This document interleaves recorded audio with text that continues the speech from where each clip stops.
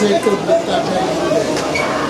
Lo mhlangano wanamhlanje sihlangene nabo bonke abaholi be-IFP ezingeni le-district, izingane constituency, noyihlalo emazikweni, amakhansela ethu, omeya bethu, osomlomo bethu, amalungu ePhalamende. Okokuqala nje sizokwenza kuba sizogqugquzela usuku olukhulu ngomhla ka-21 March la i-IFP izobe inenkonzo yomkhuleko kwanzimela siyobonga uNkulunkulu ukuhlanganisa iminyaka engama-50 njengoba i-IFP yasungulwa ngomhla ka-21 March 1975 khona kwanzimela. Sitheke asiye la sasungulwa khona. Ngomhla ka-23 kuzobe kuyingqayizivele indumezulu yerali yomgubho wokubonga uNkulunkulu ezobe songula kwinkundla yezemidlalo ebizwa nge-Prince Mangosuthu Regional Stadium. Siyobe siyogubha ukuhlanganisa u-50 years. Kuzobe kuyi-celebration, kuzobe kuwusuku lana esizothi siyambonga uNkulunkulu njengenhlangano yezombusazwe ukuthi kule minyaka engama-50 ukwazile ukuhamba nathi ey'khathini ezinzima nasey'khathini ezilula.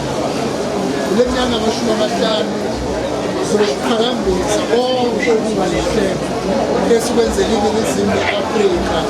Siyobe siqala ngamunye ngamunye, siphinde sibuke ingoma ukuthi bala izibusiso aziziningi na, awuzibale ngazini. Abantu baseNingizimu ye-Afrika lo nyaka ka-25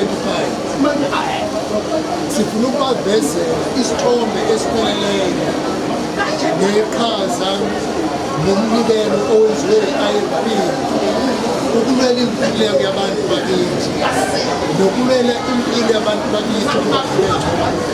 Ngakho-ke njengoba kuyobe kuyingqayizivele kuyobe kuwusuku lapho ngaphezu kokuthi siyobe sicelebrate kodwa siyobe siphakamisa zonke izinto esizenzile ukuyisa phambili inkululeko yabantu bakithi, bese sivulise into esisha ukuthi kusukela manje yiziphi izinto eyizobe seqhulwini lezi zinto esizozilwela ukuba sizuzele abantu baseNingizimu ye-Afrika.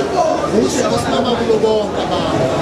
Mhla ka-21 March kwanzimela kuyobe kuyinkonzo.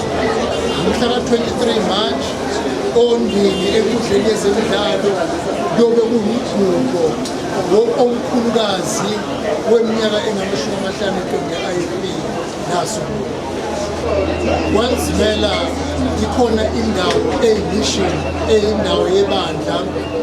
Uma nje uphuma kancane eMelmore, mawusuka njengoba uqhama ngapha ePrayeri, mawufika eMelmore emthonjaneni, mawuqeda nje ukudlula emthonjaneni uphuma ngesandla sokunxele kukhona indawo eyebandla okuyi-mission eyaziwa ngokuthi ukwanzimela. Mawuqhamuka ngendlela eqhamuka ngasePangeni noma eBulalaza Showe, ngaphambi kokuba ufinyelele edolobheni emthonjaneni ukungena ngesandla sokunxele, yila okwahlangana khona umntwana waphinda angene nabo bonke ababekholelwa kumbono wakhe mhla ka-21 March 1975 bavumelana ukuthi kwakhiwe inhlangano yezombusazwe eyabizwa ngokuthi iNkatha Yenkululeko Yesizwe, namhlanje ibizwa ngokuthi iNkatha Freedom Party.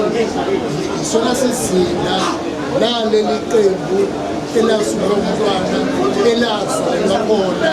Siyobe siyothi-ke happy birthday 50 years IFP, kodwa udumo lokuqala sifuna ukudlulisa uNkulunkulu ngoba le minyaka engama-50 kube khona iy'khathi eyinzima, kukhona abaqembukayo, kodwa uNkulunkulu waphinde iqembu le-IFP walenza laqina laba linamandla njengoba linamandla esikhathini samanje.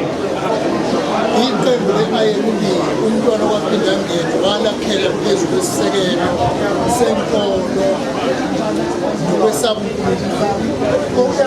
IBhayibheli liyasho ukuthi uma ufuna ukuphila iy'nsuku sibe womesaba uNkulunkulu, ukuhlonipha uNkulunkulu nokumbeka abe yisisekelo, yikhona okusenzeka ukuthi noma kuvuka ivunguvungu kodwa iqembu le-IFP likwazi ukuqina libe nokwesibili. Iqembu le-IFP okulenza ukuthi libe mude kulesi sikhathi isiqubulo salo esithi siyonqoba bese sivuma ukuthi simo. Inkolelo yethu ukuthi uma simo sizokwazi ukunqoba noma yiphi inselela esingabhekana nayo uma-ke libumbene libamunye likwazi ukumela noma yiphi inselela esiyibonile isikhathi ngesikhathi. Okwesithathu, ukubekezelelana nokuhloniphana.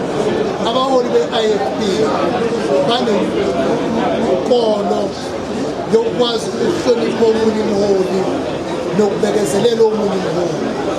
La abantu bengahloniphani khona bavamise ukuba inhlakanhlaka.